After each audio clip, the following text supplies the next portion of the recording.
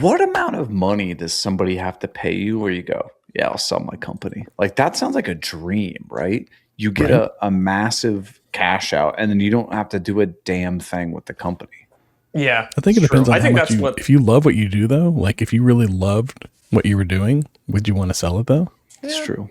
It's true. It's kind of makes me sad about being like a content creator is that that exit strategy doesn't really exist for us because we kind of are the brand. I mean, you could maybe eventually build it up into something that's divorced of just you, but imagine there was like Spenceley Design Co. videos hosted by somebody else.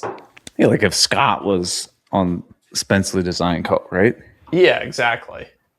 And I'd turn into a doghouse channel or a cat house channel. It'd be weird. Yeah. Have you ever gotten offers from people? They're like, hey, I'll buy your channel from you. No, literally never. Really? Yeah. No. Have you?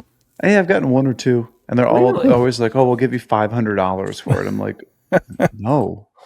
Deal. I can retire on $500 tomorrow. What would you even do with that if you bought someone's channel? Like 100% crypto scam. You'd be like, Elon Musk wants to give you 1,000 Bitcoin. You just have to forward me all your banking information. do you think you just absolutely flood the channel with a bunch of spammy stuff until everybody unsubscribed? Probably. Probably. It's essentially like buying like an email list from somebody or something like that, right? Yeah.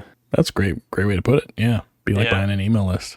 But it'd be less effective than an email list because as soon as somebody opened one of the videos and then immediately tuned out, that video would not get recommended to anybody else. No.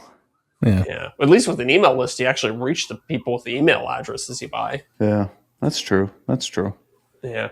Yeah, I've never thought about that. Well, I mean, I have thought about it. You're right that we don't really have, as a content business, necessarily have an exit strategy unless we start bringing on other folks in the videos. Yeah. Yeah, you can do that. I mean, or you can I guess at this point, maybe Jonathan could.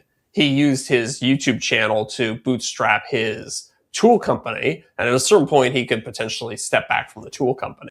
True.